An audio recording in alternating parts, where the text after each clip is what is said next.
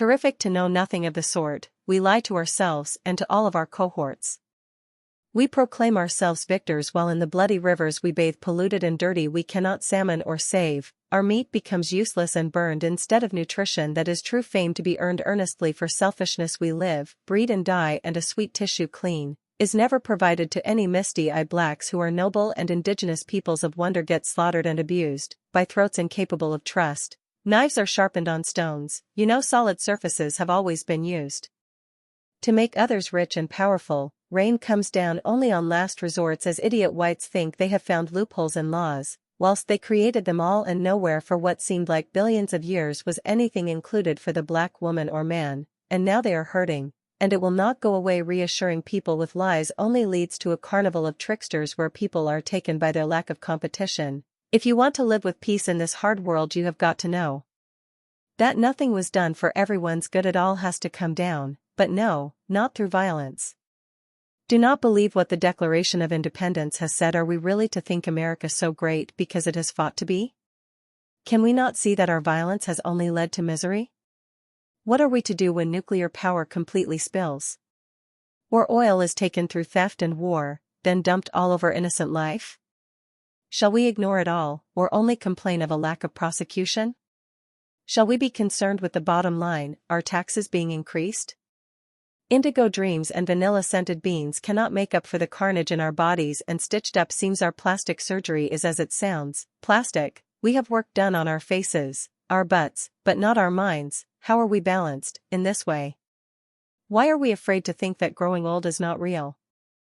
Needless for some, but let me say, our bodies are not what's us. We have arisen as carbon and stardust, and what we think is not who we really are. Hey, my friends, look not to God but to our stars and then you will see righteousness, so pure and real. Our lives are based on supernovae ideals. You crash and write, love and fight, and this is what has been happening to stars up there beyond the night. Explosions and death create new opportunities and ideas, and orgasms and life create new ways to die and worry. So do not be afraid, for even though heaven is vanquished we shall go there anyways, whether believed or not. Over the ways of the mankind who stayed much too long for the trace of the braves. They loved their trees and rivers, their buffaloes and quivers, and were killed, not by white men, but by white ideals. Nothing is well thought out in buildings of steel where nature is ignored in favor of power and inner decomposition. Under the bridge of the highest high-rise, you will find nobody gives a damn about you except for what you buy. They are soulless people with idiocy as their minds, with carefully selected suits of blue to engender trust and ties of red to show their energetic desire to control and kill you, whilst sanders of the souls try to soul calm and soothe. Rip us apart they want, so why don't we just get on with it? Are you so afraid to die that living is out of the question? Here, take my money, take my love, take the land away from those that appreciated them all. Autochthonous hands announcing engagements like white ideals do, Viking lands of Norse gods. Lippo_Amethyst tries to speak to the north but screams, get out of my head, leave behind your money for my dreams. And the north answers back with wind and some inversion layer. But down at the taco stand, white ideals pay for tasty meals. No one cares about this strange sounding poem or its polluted fish. It laughs at its own indecency run amok. It laughs at its own indecency run amok. Inferring our commands, the snow rings chimes off our lives. It falls to some incomprehensible rhyme, except for the poetess, or poet, the one without a melting earth, the collector who takes what is outside as an internal rebirth. She or he, or other, writes not their name in the snow with a penis, but on pages gleaned from honored trees and scenes. For troglodytes dance their way to the rhymes of nature, never knowing that is what they are doing, yet, not like the intelligent mice under the fridge, who exist with their environment in perfect harmony by instinctual thought, but rather like the idiots who created their own hall, then perished in it, while burning in the fire structure they bought eventually. All things wrong shall right themselves, but not because of what is right or wrong, rather, it happens because the forces of nature are contended with by people too muscular to know how to win with softness. I have seen it time and time again. The madness of the righteousness ideal, wrought from unnatural man deeds, are purged. The earth made anew, the seas are washed of their oil and irradiated stew. Then when the hammer comes falling down, humans will realize how at mercy they are to the clowns, and as all the trickster gods of the universe proclaim, you've died by your hand, by rules you thought gave you rights to unsellable land. Indeed, you have cursed the night with your indifference, you have sold no birthright because never has a god or right existed, nothing to you was ever given, and under you no animals were in your dominion, so the meek who shall inherit the earth are the lizards and mosquitoes, not heavy-footed humans and armies of money collectors. So say goodbye to all that you thought you loved, people the day, the thoughts you never thought of, and realize your truth, for it is endemic, you don't give a damn about your world prophetic, it is as lost to you now as it has always been, you. What could have been a link, a chain? But just another pathetic human. Automatically, we didn't care, and that is our curse, we who should have never brought to this world changes to reverse, for maintenance is easier, not changing once we have started, and this is why government and laws, people and truths, will always fail, regardless of how they are used. It is in a human's nature to fail on a collective, not always individual, level. People, why did we ever take on such burdens? To not understand the story of Eden, a perfect everlasting of promise, a starter's garden? It wasn't a God-given land in the sense of an actual God, rather it was about how what is here is our livelihood, our connection. We have squandered it away, and yet in it we might have had some sense of forever, just like the story, we have failed, and are Adams and Eves in all endeavors. Even the serpent was never some devil in the flesh, it was our desire to think we were not beasts but chosen ones. But, chosen by who, put here by whom? Shall you tell me where in the history of archaeology there is such news? Science has been staring us all in the face, but to the Bible and Quran people run to their shameful disgrace.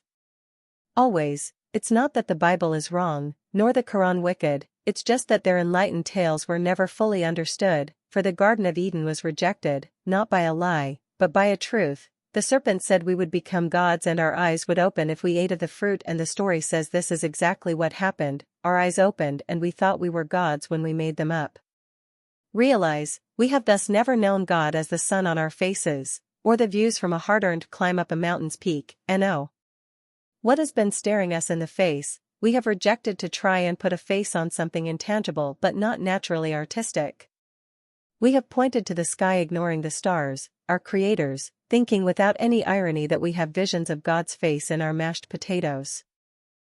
Towards nothing but dishonor, we have disclaimed the sun as our father, and we have been offended at the notion of fucking our mother, while that is what we have all done, to this great planet, this beautiful creation of elements, eternity, and distance, we have negated the light that still shines in our warmth, becoming players of hearts and with hookups as our undoing.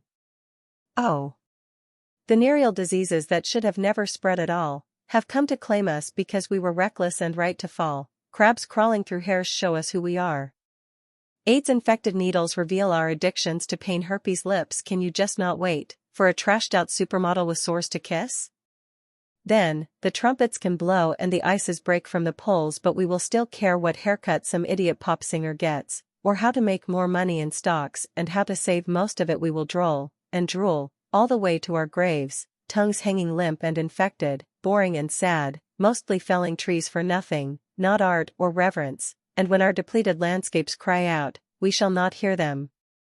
Helpless to stupid philosophies and ideologies beyond belief, we shall be dumb and deaf and make fun of the retarded. We shall pick our fights like we pick our corn, rows and rows of cancer-bringing vegetables, pesticide-born. We shall get mad over words, like retarded, and instead do nothing to change our limited perceptions. Endless destruction we have all brought to bear, and we have shit all over our very own lair, never realizing that worrying over who wins what presidential race is only to keep you complacent, and to your fears lend a race to give you hope comes from something that dies. It's a tear on the cheek going down, wiped away and unrecognized. Where in the universe are the sad mimes? Other than here, on our planet, in the faces of stars unrealized? Rainbows shining in the dark, Dio said, the darkest dark, while celebrities bask in the glow of heroines' supposed spar. Where light shines, cast thine shadow away to a place, a field of mimes in shallow graves. Only such lonely people have pondered the night in manic escapades of confusion, in too much of sight. Blessings galore from those with power to collect more money and tithes. From poor people already in debt I have held sway at every conference and spit watching with laughter as security against paper was pit reacting rippiers who carry fish after the tsunami. To their villages and friends and neighbors they offer to sell what only they catch, and in halls of justice the fish catch the fat. Mercury is the least of our worries, for with tuna we once lived, and did so quite well landing with grass ant, we hosts from space, in fields of teeming locusts, grashop through copse mace we have challenged the sun to a duel, such a pity to be so smart and yet such fools.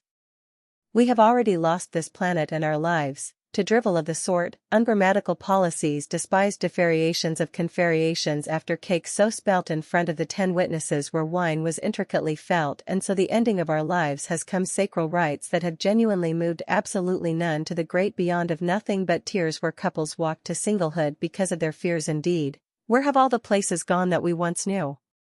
Where are Atlantis myth and the Nephilim we outgrew? The stories of the deep and the mining of the mind have been replaced by automobiles taking us, a country for a dime our land has disappeared right before our eyes. So, where have our eyes looked, and why? Need we say any further to life that artists are as ridiculous as any philosophy makes a wife? Ideations to our core, and yet nothing believed. How can God move people when something is already taking its place in thee? We must be empty, or don't you see? Life is about being hollow inside, to allow the intangible to breathe.